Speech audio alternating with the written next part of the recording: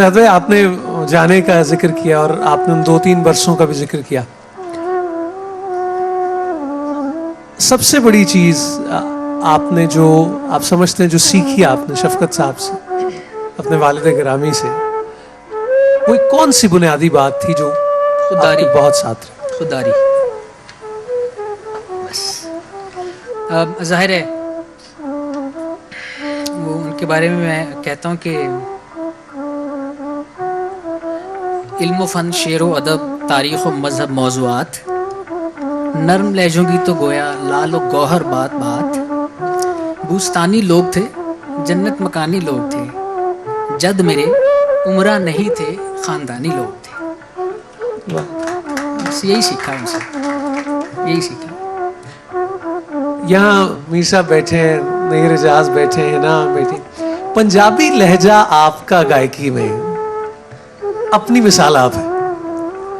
मजाल है जो कहीं से गुलाबी हो मीर साहब, यानी वो हक जो है इतनी शुद्ध पंजाबी।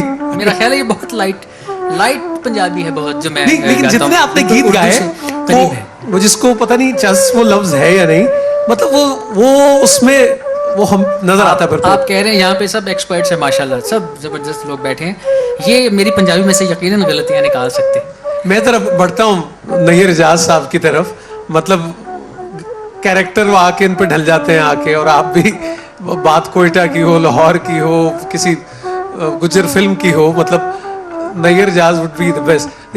ये वाली जो एक बात है, और अगर अभी मैं जिक्र करूं, जैसे भी हम जाने वालों की जो वो याद की बात कर रहे थे, तो रियाज मरहूम और वो गायकी और मौसीकी से कितना लगाओ, और आप वो उसको जानते और समझते हैं, क्या कहेंगे?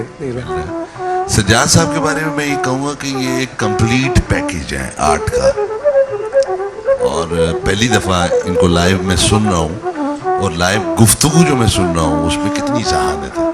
तो मेरा ख्याल है कि जितने भी यंग जनरेशन इनको देख रही है, जो सिंगिंग की तरफ आना चाहती है या एक्टिंग की तरफ आना चाहती है, तो उनको ये ज़रूर देखना और सुनना चाहिए कि एक एक्टर या एक सिंगर कितना ज़हीन है, कितनी जहानत की और कितनी पढ़ी लिखी बात कर रहा है। हमारे मुल्क में बड़ा प्रॉब्लम ये है कि हमारे जो सिंगर हैं, जो बेचारे बहुत आला गाते हैं, लेकिन वो एक्सप्रेस नहीं कर सकते थे अपनी बात को, अपने टैलेंट को एक्सप्रेस नहीं कर सकते थे। तो वो तमाम जो यंग जनरेशन है जो सिंगिंग करना चाहती है या आर्ट फॉर्म को अपनाना चाहती है, तो सज्जाद साहब को देखिए, ये कंप्लीट पैकेज है, इससे ज़्यादा मैं कुछ कह नहीं सकूँगा। बहुत शुक्रिया, बहुत शुक्रिया, बहुत बड़ी बात आपने कही। रहना दिल पजीर मौजूद हैं, और अभी जब आपको बताऊं कि अभी प्रोग्राम से पहले सज्जाद भाई जब मिले तो वो मेरे तो खैर दोनों के बारे में ये ख्याल आते हैं। सज्जाद भाई ने कहा खतरनाक आर्टिस्ट है ये। इतना खूबसूरत तोहफा लाहौर आते ही मुझे मिला कि मुझे सज्जाद को सुनने का मौका मिला। तो आज की इस महफिल के बारे में क्या कहेंगे ना? तरसते हैं अब हम ऐसी महफिल? जी बिल्कुल, बहुत फुकदान है ऐसी महफिलों का, जबकि लोग अब भी, जैसे लोग कहते हैं ना कि शायद सुनने वाले अब वो लोग नहीं रहे, तो ऐसा बिल्कुल नहीं है कि अगर ऐसा होता तो फिर इतने सारे लोगों की मौजूदगी यहाँ नहीं होती। तो ऐसी महफिलें होती रहनी चाहिए। सज्जाद के लिए मैं ये कहूँगी कि अल्लाह ताला ने इनकी आवाज़ में वो तासीर रखी है कि जब अल्फाज इनकी आवाज़ से गुज़रते हैं तो रोशन होते चले जाते हैं, और जंगलों में एक रास्ता सा बनता चला जाता है। अदब मतलब वो हर हवाले से ख़त्म है भाई, इससे ज़्यादा बात नहीं करनी चाहिए। काफ़ी बंदे को अपनी नालायकी का एहसास होता है, मैं तो कम ही मिलता हूँ वैसे, इसीलिए तो कुछ अगर आए तो बड़ा अच्छा लगेगा।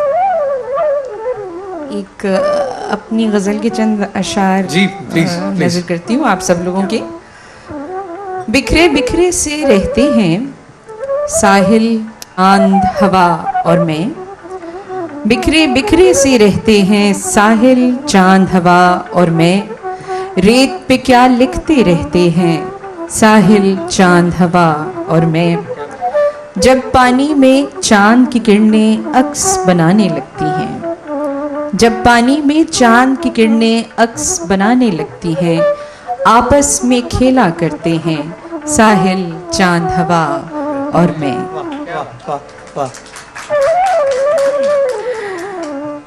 गुल खुशबू से दिल उम्मीद से आंखें नींद से खाली हैं, गुल खुशबू से दिल उम्मीद से आंखें नींद से खाली हैं, बरसों बीते जाग रहे हैं साहिल चांद हवा और मैं।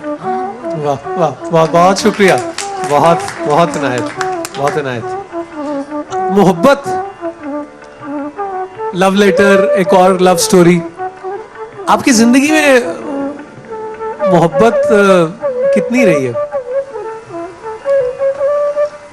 अगर ये कहा जाए कि मैंने कितनी की, तो वो बहुत ही कम, ना होने के बराबर की होगी यकीनन। मैं इस मामले में बहुत ही शायद बदकिस्मत हूँ मोहब्बत करने के मामले में, लेकिन जितनी मुझे मिली है उस मामले में मेरा ख्याल है मैं दुनिया का सबसे ज़्यादा खुशकिस्मत आदमी अपने आप को तस्वर करता हूँ। और ये मैं बयान नहीं उसको कर सकता। मतलब महबूब ही रहे आप, अल्हम्दुलिल्लाह। और होता है ऐसे, कुछ लोग मोहब्बत करने के लिए होते हैं और कुछ ऐसे जिनसे मोहब्बत की जाती है। नहीं, अब इस चीज़ का सबूत आप आज ही देख लें कि लोग जाहिर है इतने अच्छे सुनने वाले, इतने अच्छे अच्छे काम करने वाले सब लोग यहाँ बैठे हैं, और मैं जो पेश कर रहा हूँ वो बिल्कुल उस स्टैंडर्ड का नहीं है, लेकिन फिर भी सुन रहे हैं और प्यार से इतनी बड़ी बातें कर रहे हैं कि मैं यकीनन इस काबिल नहीं हूँ बिल्कुल। भजन बड़े कहते हैं नफ्स को कसर लग जाती है, मतलब इतनी कसर नफ्सी से। ये मैं जो कह रहा हूँ बिल्कुल ठीक है वो। सर क्या एक लाइट सा गीत है जो कि इस महफिल के हवाले से है।